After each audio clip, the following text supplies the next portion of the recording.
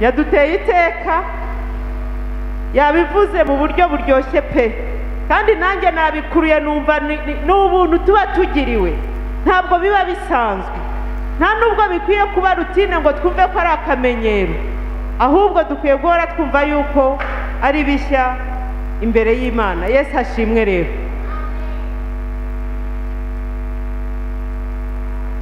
Imana yabanye nanjye, Imana yabanye nawe, nimba uhamanya nanjye azamura icyubahiro cy'Imana.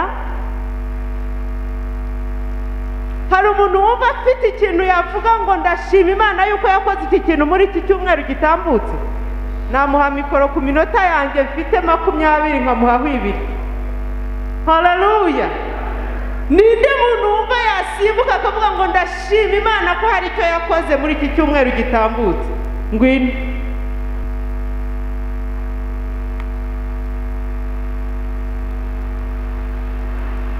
Haleluya! Ndashima Imana mu cyumweru gishize ko Imana yandinze accident. Haleluya! Haleluya! Kandi ubwo mugira ngo birasanzwe, murumva bivuga mukagira ngo biroroshye, nuko atatugiriye muri detail, ariko arashima Imana ko Imana yamurinze accident. Kandi ubu hari abandi yarinze accident, nanjye ndumva ndimo. Mwabantu mwe, nimba tugenda muri uyu muhanda buri munsi ukwirirwa ugenda n'icyuma kitagira ubwenge, niko tujya tuvuga, ukiruka ukagera mu rugo ukabona winjiye mu rugo urayijimije, birakunze winjiye mu nzu iwawe, kubera ko utazamurira Imana icyubahiro n'ishimwe.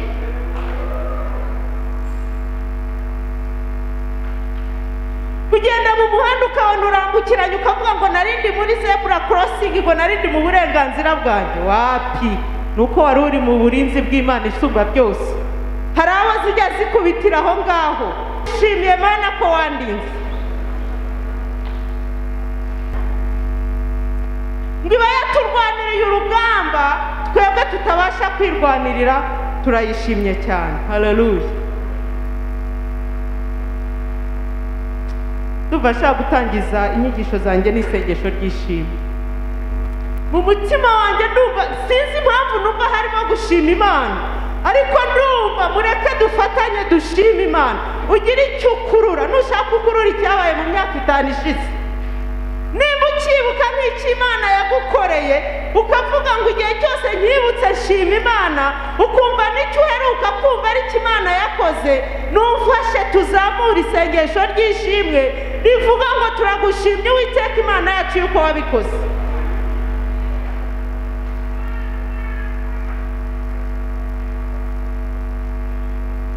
Uwiteka Imana yacu, nyemerera tubanze tuzamura ishimwe ry'ibyo wadukoreye.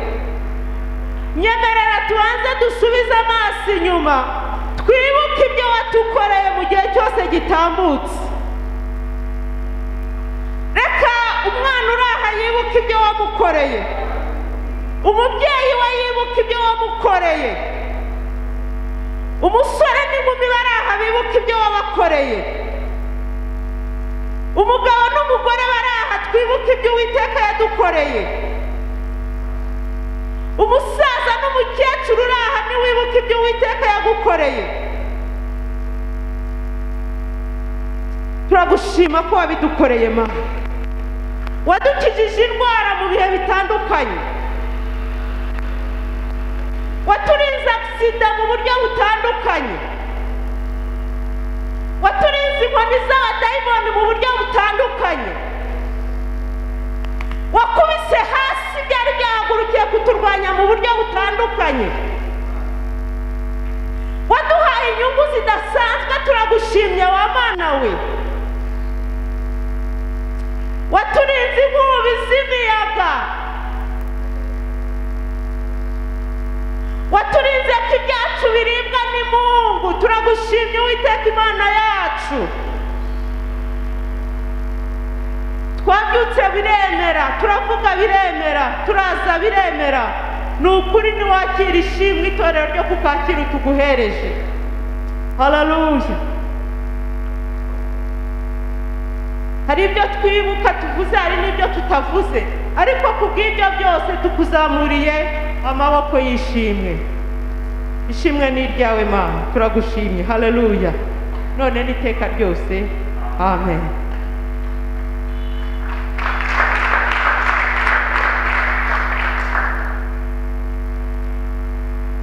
Reka nsabe ori record ndirimbire ibitero bibiri gusa by'indirimbo ya 28 mu Gakiza. Muririmbi cya gatatu n'icya kane.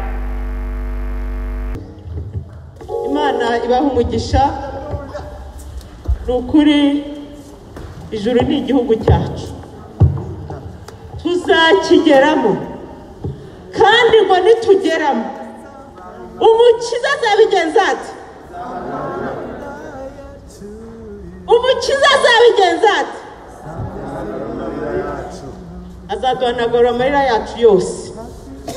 Kubw'ibyo turakora ibishoboka byose tuzakigemo, nubwo Satani abashaka ko tutazagitahamo, ariko mureke dukora ibishoboka byose tuzagitahemo.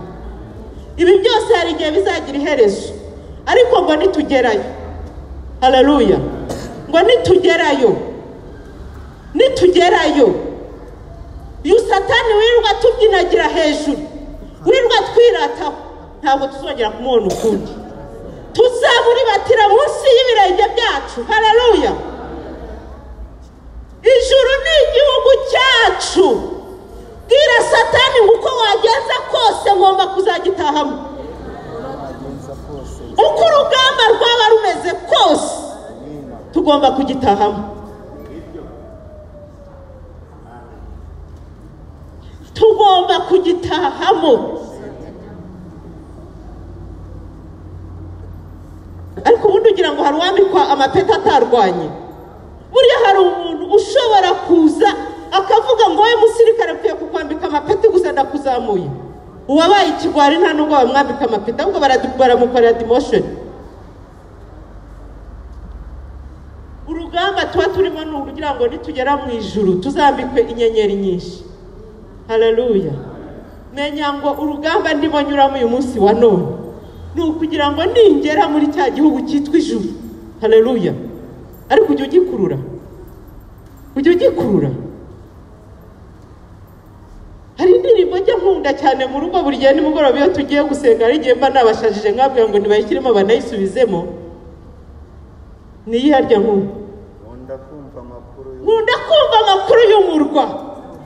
Hari undi muntu wikunda njya nkunda kumva amakuru y'umurwa, numva ndashaka kuyakurura, numva ndashaka kumenya nitugeramo ukuntu tuzaba tumeze. Nkabwira ngo nimureke tuyiririmbe tukayisubiramo, bugace tukayisubiramo. Nkumva ndashaka kumva amakuru y'umurwa. Icyamuga kumbura uwo murwa. Numara gukumbura uwo murwa ukumva yuko turi mu rugendo, umva hari ibyo ubwira uyu munsi ngo ndabisezereye mu izina rya Yesu. Yesu ashimwe. Yesu abaha umugisha. Uyu munsi numvise Imana ishyira ku mutima ijambo badusomeye. Uwabidusomeye Imana imuha umugisha. Ni ijambo riri mu gitabo cy'umuhanuzi Yesaya,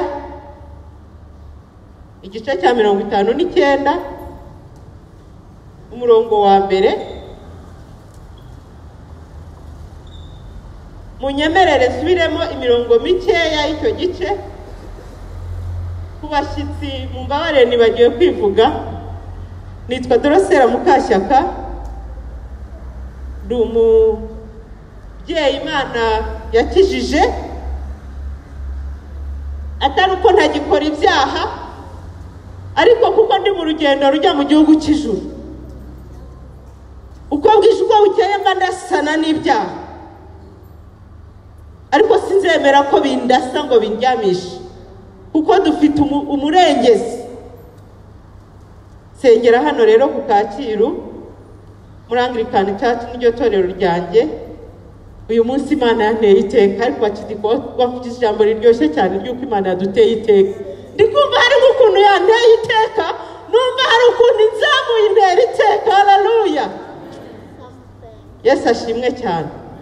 Uyu mugoroba nifuje ko tugaruka ku ijambo rimwe gusa ryanditse muri kiriya gitabo cy'umuhanuzi Yesaya, igice cya 59, umurongo wa mbere hari ijambo riryoshye cyane rivuga ngo dore ukuboko k'Uwiteka ntikwaheze ngo kunanirwe gukiza. Haleluya. Ngo ukuboko k'Uwiteka ntikwaheze ngo kunanirwe gukira cyangwa ngo ananirwe gukiza, ngo n'ugutwi kwe ntikwapfuye ngo ananirwe kumva. Banza mutaryumvise, iyo muryumva hari icyo mwamukoze. Munyemerere manura akagapfuka umunwa gato. Pasi ndabamujije manishima. Ndagira ngo mwongere munyemerere ndisubiremo. Niwumva hari icyo rivuze ugira icyo ukora. Riravuga ngo dore ukuboko k'Uwiteka ntikwaheze ngo ananirwe gukiza, n'ugutwi kwe ntikwapfuye ngo ananirwe kumva. Murakoze cyane, Imana ibahe umugisha. Nifuje ko tuganira ku ijambo rivuga ngo ukuboko kw'Iteka ntikwaheze ngo ananirwe gukiza, ngo ananirwe gukora. Rwose ntabwo kwaheze, n'umwana arabyemeje ngo hoya. Haleluya. Ntabwo ukuboko k'Uwiteka kwigeze kunanirwa. Buriya mbaza ngo ninde wumva afite ishimwe ry'Imana yakoze mu cyumweru cyashize? Nagira ngo mvuge ngo bya bindi by'uko Imana yakurinze aksida, kwa kuboko kwakoze kugatuma ukira indwara muri cya gihe, kwa kuboko k'Uwiteka kwakoze kugatuma uva hahandi. Haleluya. Ntabwo kwananiwe, kuracyari kwa kundi, kuracyari kwa kuboko gukora bikemera. Haleluya. Kandi ngo ugutwi kwe, hahandi wigeze usengera sinzi ari hehe, cyagiye wigeze uyihamagara ukavuga ngo Uwiteka yaranyumvise, uko gutwi niko Uwiteka gifite n'uyu munsi wa none. Ntabwo kwigeze kunanirwa kumva. Haleluya.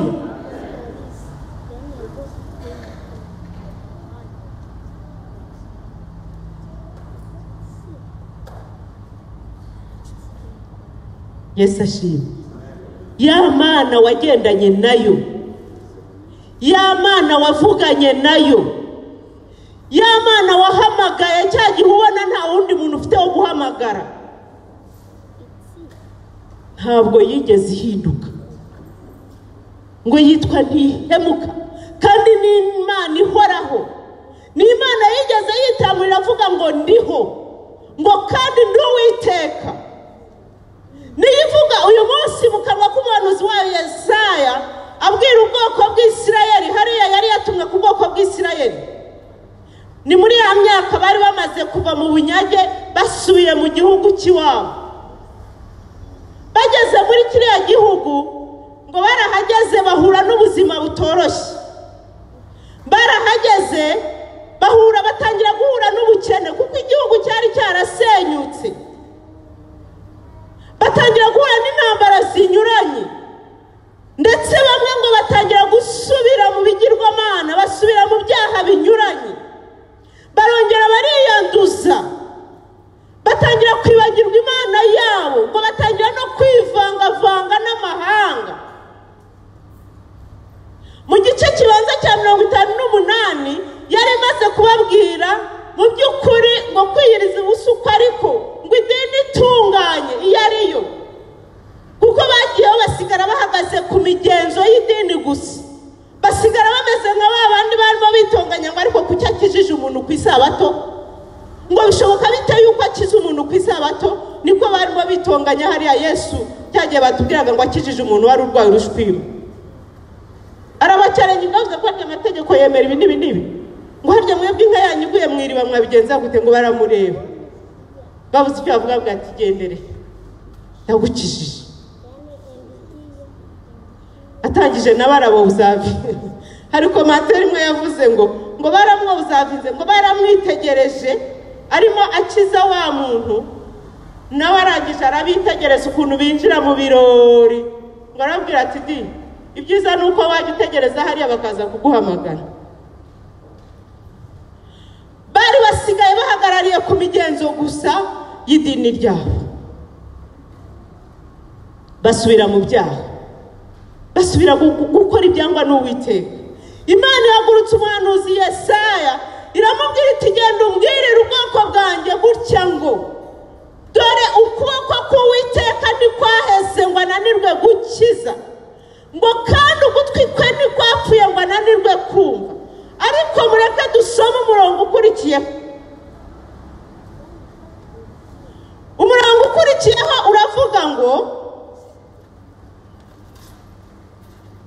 ahubwo gukiranirwa kwanyu ntabwo ari ukwanyu ndi kuvuga ndimo ndasoma uko byanditse ngo ahubwo gukiranirwa kwanyu niko kwabatandukanije n'Imana yabo ngo n'ibyaha byanyu nibyo biyitera kubima amaso ikanga no kumva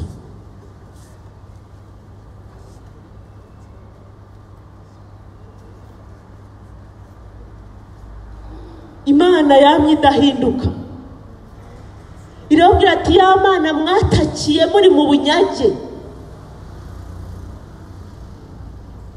kwa kuboko nakoresheje na za mbaraga nakoresheje kugira ngo muve mu gihugu cy'ubunyage ntabwo nigeze mpinduka ndacyari ya Mana niko Uwiteka avuga avuga ngo kwa gutaka mwantakiye ya matwi yumvise kwa gutaka kwanyu n'ubu aracyari ya matwi abasha kumva ko nta kigeze kiyica ngo ahubwo hari ikintu cyaremye igisika hagati yanjye namwe arabwira ngo gukiranirwa kwanyu niko kwaremye igisika kwaremye igikuta hagati yanjye namwe ngo kandi ibyaha byanyu nibyo byanteye kutumva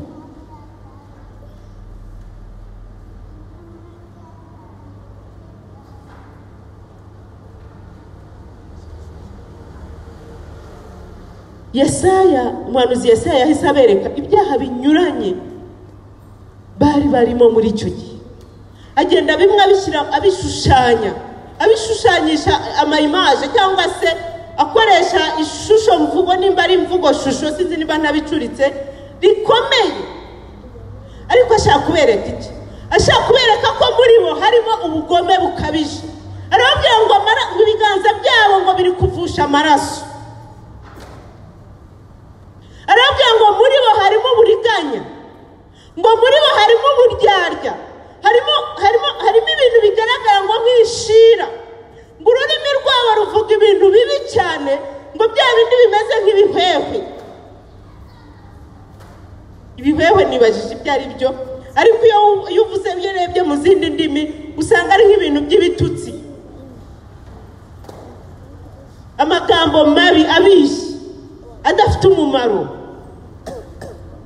n'ibindi amaze kubibabwira nabo bahita bisuzuma baravuga bati koko twaracumuye mukomeje muri kiriya gice nk'uko yabidusomeye barasanga nabo koko baracumuye basanga hari ibyaremye igikuta hagati yabo hari aho bari basigaye bakavuga ati ese noneho ko tutavuga ngo Imana yacu yumve ese noneho ko tutari kuyibwira ngo ese ko turi gukora imihango n'imigenzo nk'iyi ngiyi ntigire icyo itubwira ariko irababwira ngo njye sinigeze mpinduka kuko n'Imana idahinduka uko yahoze niko iri uko yavugaga niko ikivuga uko yakoraga niko ikivuga yarababwiye ngo ukuboko kwanjye ntikwigeze kunanirwa gukora arababwira ngo nta na rimwe ugutwi kwanjye kwigeze gupfa ngo ahubwo ibyaha byanyu ngo nibyo byatumye ntabasha kumva ngo gukiranirwa kwanyu niko kwaremye igikuta cyangwa igisika hagati yanjye nawe. Uwiteka tubabarire.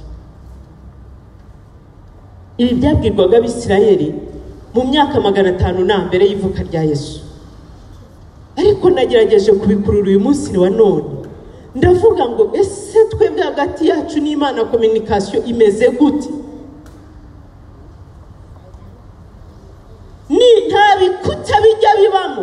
Ubundi buriya kwa kuboko kw'Imana kutigeze guhera ngo kunanirwe gukiza, kwa gutwi kw'Imana kutigeze kurwara ngo kunanirwe kumva. Hari ikigomba gukorwa kugira ngo nyine kumve cyangwa ukoko gukora. Buriya umuntu ashobora kugushyira muri iyi nzu batacanye bakagushyiramo ntugire ikintu ukora, nubwo haba harimo umuriro waba mu mwijima. Ndabeshya se? Inzu irimo umuriro, installation zose zirakozwe, ukaza ukayicaramo ngo no inzu irimo umuriro. Yes, urimo, ariko se ugomba gukora iki? Ugomba gukanda kuri buto yatsa umuriro. Natwe hari buto tugomba gukandaho. Haleluya! Hari buto tugomba gukandaho kugira ngo ukuboko kw'Imana kubashe gukora icyo ugomba gukora kuri twe. Hari buto ugomba gukandaho. Mbese uri gukanda ku yihe buto? Umaze igihe uvuga ngo ese Imana ko itarimo ibigenza gutya, ese ya Mana ko njya nyibwira ntibigende. Hari buto ugomba gukandaho. Hari buto tugomba gukandaho. Ntabwo turi bwicare muri izi tuvuga ngo harimo umuriro birahagije. Urimo, ariko nawe gira icyo ukora kugira ngo umuriro ukugereho. Si byose? Hari buto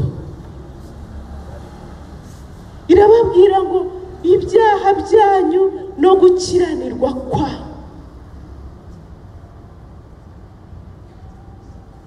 Ngira ngo yabivuze mu magambo abiri, gukiranirwa n'ibyaha, ariko bisa byose bigendanye ku kintu kimwe. Bivuga ngo hari ibyo mukora bidatunganye, ibyo mukora bidatunganye ntabwo bishobora gutuma ukuboko kwanjye gukora kabisa. Mumbabarire, niko Uwiteka avuga. Ibyo muvuga bidatunganye, ururimi rurimo ibinyoma.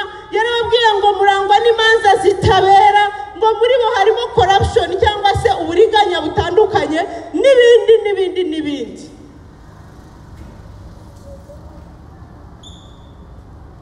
Hari buto tugomba gukandaho kugira ngo ugutwi kw'Imana kumve. Hari buto ugomba gukandaho. Ntabwo ari ugupfa kwicara ukavuga ngo ndabizi neza, ijambo ry'Imana rirabivuga. Yes, rirabivuga, ariko bikurure noneho bishyire mu buzima bwawe. Uvuga uti rero Mana waravuze ngo ugutwi kwawe ntikwaheze, ariko hari igituma ugutwi kwawe kuri bubashe kumva. Nubwo hari ibyo nkuraho, uyu munsi hari ibyo tugomba gukuraho. Uyu munsi hari ibyo tugomba gukuraho kugira ngo ibyo tumaze iminsi tuvuga cyangwa bya bindi umaze iminsi wumva wibwira ushaka kubwira Imana ubashe kumenya yuko ugutwi kwawe ari ugutwi kumva. Ariko nitutabikuraho turamera nka wa muntu uhagaze mu nzu irimo amashanyarazi yestaye neza n'amatara meza, ariko nadakanda kuri buto yitwa interrupteur ntabwo ari bubone urumuri. Uwiteka Imana dufashe. Arabanenga, arababwira ati no, ibiganza byanyu mushake mureke tuyisubiremo. Hari imirongo nk'itatu cyangwa ine twasubiramo. Dusome n'uriya murongo wa 3 mwumve. Arababwira ngo erega amaboko yanyu yahindanijwe n'amaraso, intoki zanyu zandujwe no gukiranirwa, akanwa kanyu kavuga ibinyoma, n'ururimi rwanyu ruvuga ibibi by'ibihwehwe. Yarakomeje ku murongo wa 4 ngo ntawuregera gukiranuka kandi ntawuburana iby'ukuri, ahubwo biringira ibitagira umumaro bakavuga ibinyoma, ngo basama inda z'igomwa bakabyara gukiranirwa, n'ibindi. amaze kubivuga umuhanuzi Yesaya amaze kubibahanurira nabo ngo bisubiyemo basanga koko biteye ubwoba. Murebe ku murongo wa 12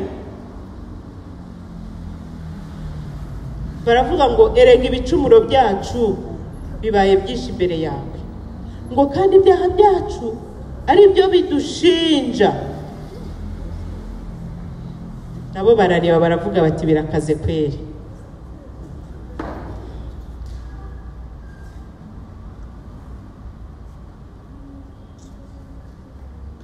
Kiriya gihe ni igihe cy'Abisirayeli, n'icyo Imana yababwiraga. Ariko uyu munsi wa none ijambo ry'Imana natwe riratubwira. Mwibuke yuko twatangiye tuvuga ngo n'ubu ndarikomeza kuko ni ijambo numvise Imana ihata ku mutima wanjye cyane. Nangira gusoma iki gice numvaga gikomeye, ariko uko umwuka agenda asobanura numva mata. Yari amaso arambwira ngo dutsindagire kuri iri jambo rivuga ngo ntabwo ukuboko k'Uwiteka kwigeze kunanirwa gukora.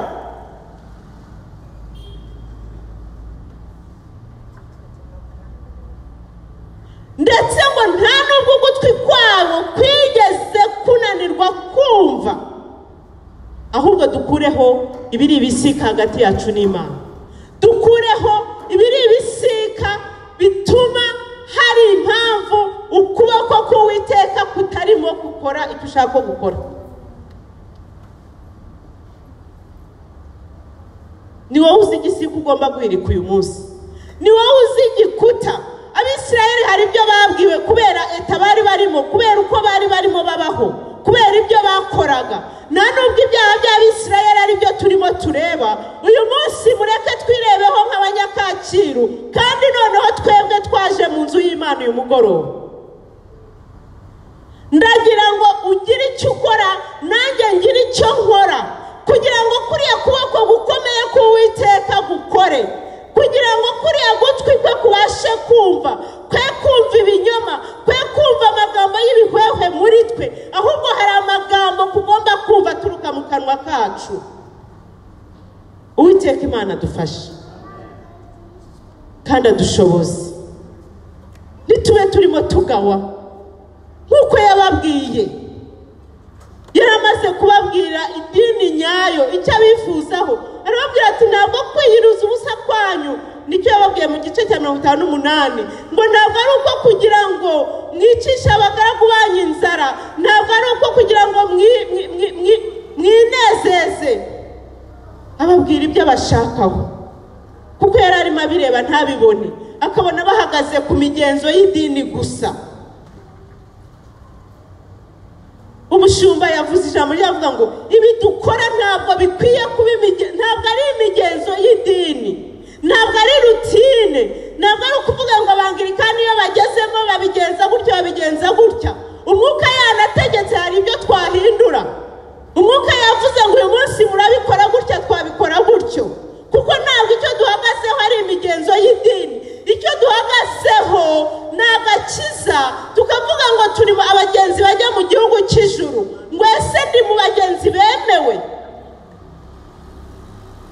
Ese ndi mu nzira ijya mu gihugu cy'ijuru, cyangwa ndimo ndibeshya ngo ndi mu nzira nyamara ntarimo mva ahondi? Mureke tugire buto dukandaho uyu mugoroba, ugire buto ukandaho, urebe uvuga uti ubanza ndimo mvuga amagambo y'ibihwehwe muri iyi minsi ya none. Nimba hari amagambo y'ibihwehwe, iriya jambo numvise ari ubwa mbere, ariko numvise ryagiye mu bwonko bwanjye. Numvise Bibiliya, Imana izi ko hari n'amagambo y'ibihwehwe tujya tuvuga. Uzi ko hari amagambo y'ibihwehwe tujya tuvuga kuri telefone zacu. Uzi ko hari amagambo y'ibihwehwe tujya twandika kuri message. Uzi ko hari amagambo y'ibihwehwe tujya twicara muri groupe tukavuga.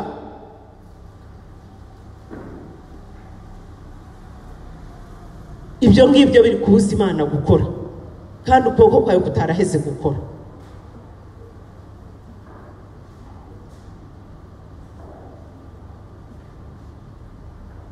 Uzi ko tujya ducirana, byashoboka ntawe ndumva acira undi urubanza, ariko hari igihe mu mutima wanjye nshobora kwicara ngasa naho hari aho nshyize umuntu runaka nkavuga ngo kanaka uriya ni gutya na gutya na gutya ndimo ndagira nte ni ukuri ibyo bintu nindangiza kubivuga nkavuga ngo ngiye gupfukama imbere y'Uwiteka irambwira ngo Mana mbabarira hari ibyo ntari kumva kuko hari buto ngomba kubanza gukandaho hari buto ngomba kubanza gukandaho igakuraho ibyo bikuta kuko ijambo ry'Imana ryambwiye ngo gukiranirwa kwacu noneho tukuvanye ku Bisirayeli yavuze ngo gukiranirwa kwacu ntabwo nyivuga kwanyu uko nanjye Dorosera ndimo iri ni ijambo nanjye ubwanjye numvise rigiraho rindeba rivuga ngo gukiranirwa kwacu ngo n'ibyaha byacu nibyo biri gutuma za mbaraga ziri mu kuboko k'Uwiteka za mbaraga ziri mu gutwi k'Uwiteka zitabasha kutugeraho. Mumfashe rero tugire buto dukandaho kugira ngo ibyo Uwiteka imbaraga ziri muri kwa kuboko kutananiwe gukiza ziri muri kwa gutwi k'Uwiteka Imana yacu kubasha kumva byose muri kwa kuboko gushobora byose tubashe kumanura izo mbaraga za mbaraga zibashe gukora icyo zigomba gukora ku bugingo bwacu. Haleluya. Mu Gifaransa baravuga ngo la balle est dans notre camp. Mu Kinyarwanda no kuvuga umupira uri mu kibuga cyacu urawukina ute? Urawukina ute? Ko Imana iguteye ijambo iraducarenginze. Ijambo ry'Imana riraducarenginze ravuze ngo njyewe Uwiteka Imana yawe.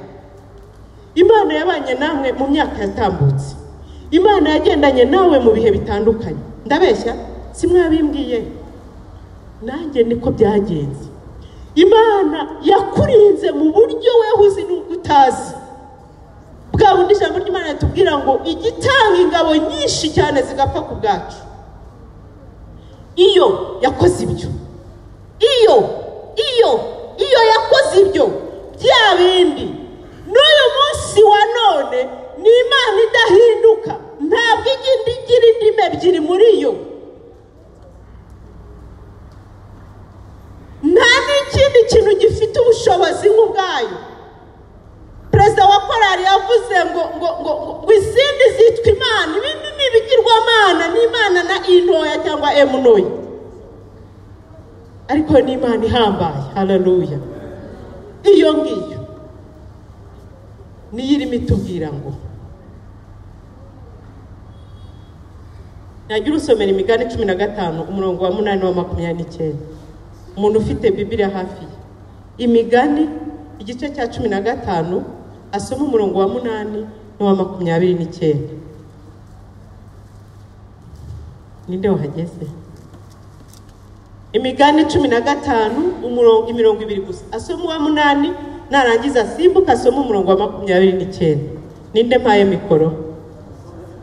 Mu izina rya Yesu dusomere.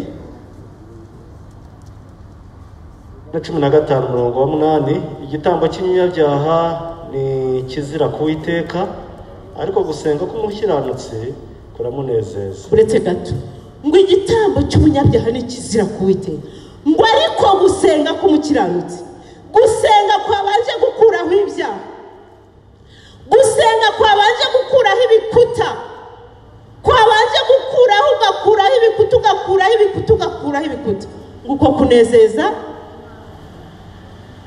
Kubigenza gute Prosper? Kunezeza Uwiteka. Kunezeza Uwiteka. Dusomere n'umurongo wa 29. Umurongo wa 29. Uwiteka abakure y'inkozi z'ibibi, ariko yumva gusaba k'umukiranutsi. Haleluya. Amen. Ngo yumva gusaba k'umukiranutsi. Yumva gusaba k'umukiranutsi. Ntabwo yigeze uvuga ngo yumva gusaba kwa buri wese. Hari ibyo itumva. Hari ibyo ivuga ngo amatwi yanjye ibyo ntiyabyumvise. Ariko gusaba k'umukiranutsi rakumva cyane rwose. Imana iguhe. Haleluya. Hari buto tugomba gukandaho. Itegereze muri wowe urebe ngo ni iyihe buto ngomba gukandaho. Ni buto yo gukuraho bya bindi biri kurema igisika hagati yacu na papa. Ijambo ry'Imana ryambwiye neza ngo ni data wa twese mwiza. Ni data wa twese, ni data. kandi ni data ushobora byose, ni data ufite byose mu biganza byayo, ni data ubasha gukuraho, ni data utegeka bigategekeka, ni data urandura bikarandurika, ni data uvuga ijambo rimwe gusa.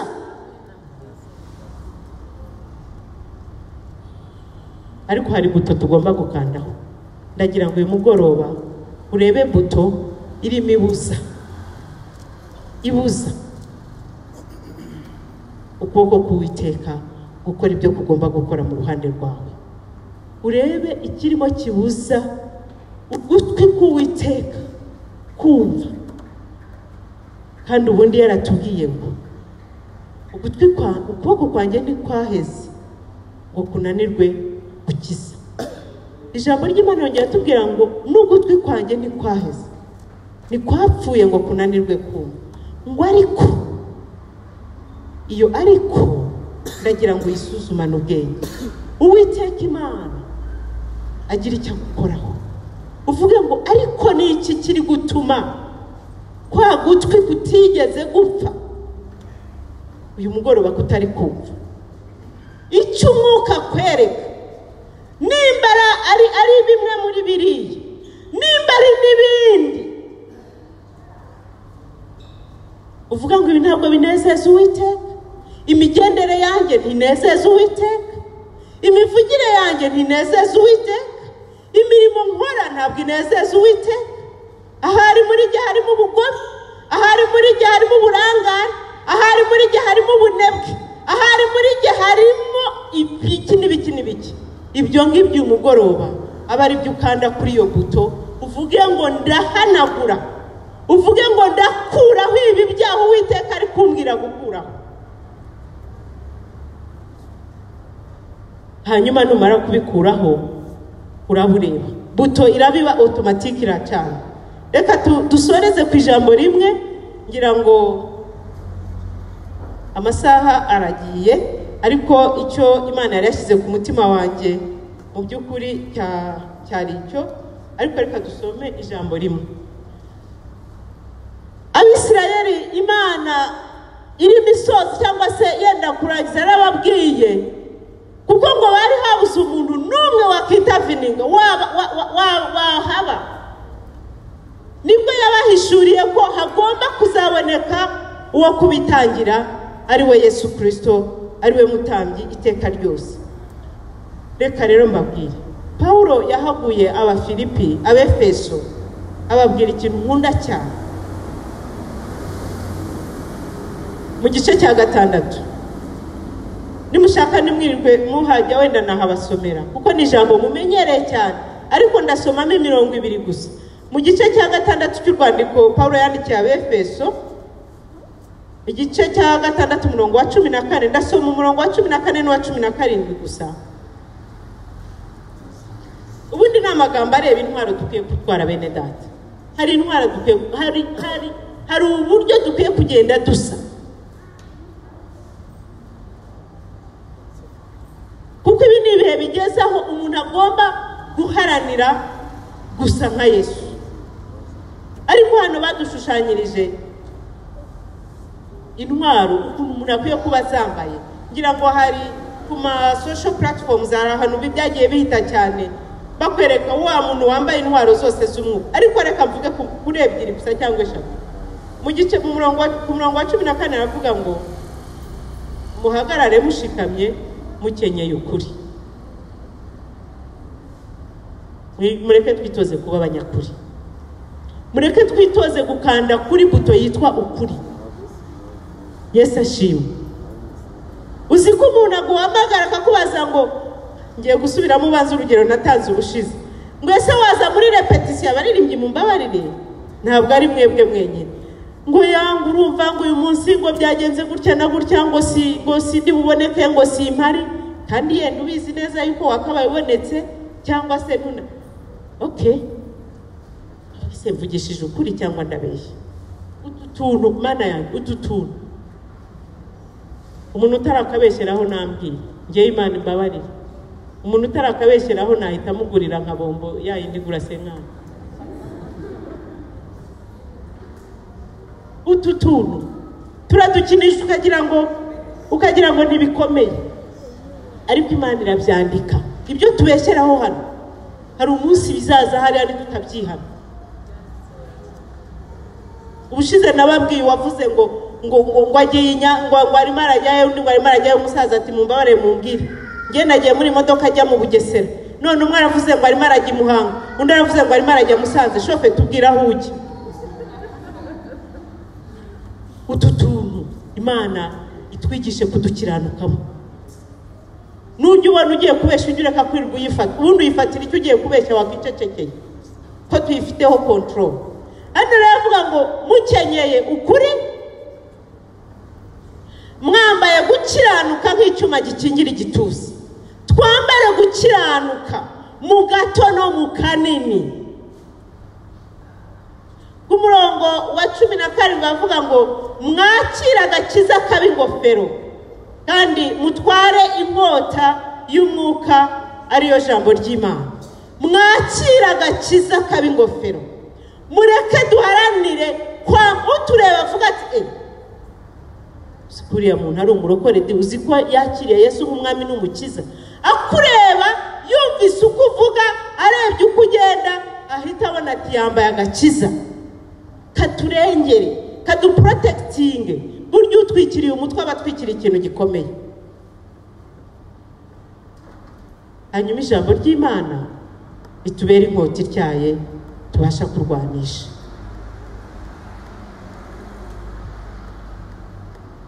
Nashoje, ariko mu gusoza reka nongere nsubiremo iri jambo. Ugutwi ngo dore ukuboko kwanjye ntikwaheze ngo kunanirwe gukira. Gukiza ni Imana ifite gukiza mu kuboko kwayo. Haleluya. Ni Imana ifite imbaraga zo gukiza, ifite imbaraga zo gukora, ifite imbaraga zo gukuraho buri kimwe cyose mu kuboko kwayo. Haleluya. Ndagira ngo icyo kintu cyakire. Ni Imana irongera ikatubwira ngo kandi ugutwi kwanjye ntikwapfuye ngo kunanirwe kumva. Ni Imana itwumva, niyo yaduhaye uburenganzira. Iravuga ngo nimuze musange ngo munyikoreze amaganya yanyu yose uko mubimbwira kose, nta na kimwe itabasha kumva. Ariko twibuke condition imwe, dukureho ikibasha kuba igikuta cyose. Kuko yavuze ngo ibyaha byanyu ngo no gukiranirwa kwanyu ngo niko kuntera kutabumva, niko kuntera kutagira icyo nkora.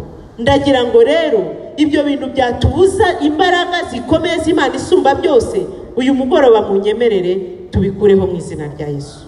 Dukande kuri buto, niturangiza tubashe kubona ku mugisha w'Imana yacu. Mureke dufatanye gusenga Imana, kandi niba hari uwumva hari icyo yabwira Imana muri uyu mugoroba ngo ikureho, kugira ngo abashe kumva, kugira ngo abashe kubona ikiganza cy'Uwiteka kuri we, yahaguruka tugasenga. Ariko niyo yaba ari ntawe ku giti cye, ni ukuri mureke dufatanye nk'itorero, kuko hari ibyo tujya tunasaba nk'itorero. Mwibuke ko bari Abayisirayeli bagezeho baravuga ngo natwe koko twaracumuye, bagira umutima wihana nk'ubwoko bw'Imana. Baravuga bati reka duterurire kwihana rimwe kugira ngo Uwiteka Imana yacu abashe kutugirira neza. Ni ukuri rero mureke dufatanye, turebe ibyatubuza kumvwa n'Uwiteka, turebe ibyatuma Uwiteka avuga ngo hari igisika kiri hagati yanjye nawe tugikureho, kugira ngo tubashe kugirirwa neza. Mureke dusenge Imana, uwumva twafatanya haguruke, ariko Uwiteka Imana atugiriye neza kandi adushoboze. Uwiteka Imana yacu, Uwiteka Mana nziza, uyu mugoroba tuje imbere yawe.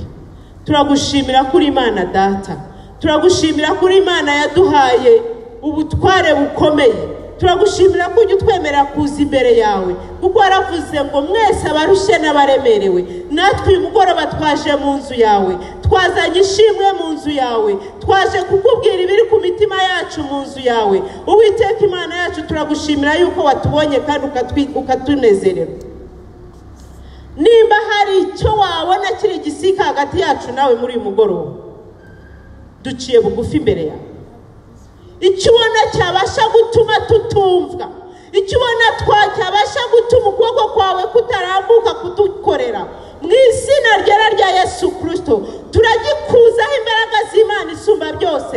Reka umuriro w'ijuru Mana utwike ibyo bisika, reka umuriro w'ijuru ukure muri twe ibyo ubona bitakunezeza, ibinyoma ukuri kubuze mu izina rya Yesu, kubeshya Uwiteka Imana, ubunebwe, gukiranirwa kose waba uturebaho mu izina ryera rya Yesu. Uyu mugoroba Mana turagusabye kugira ngo dukureho umugayo wose.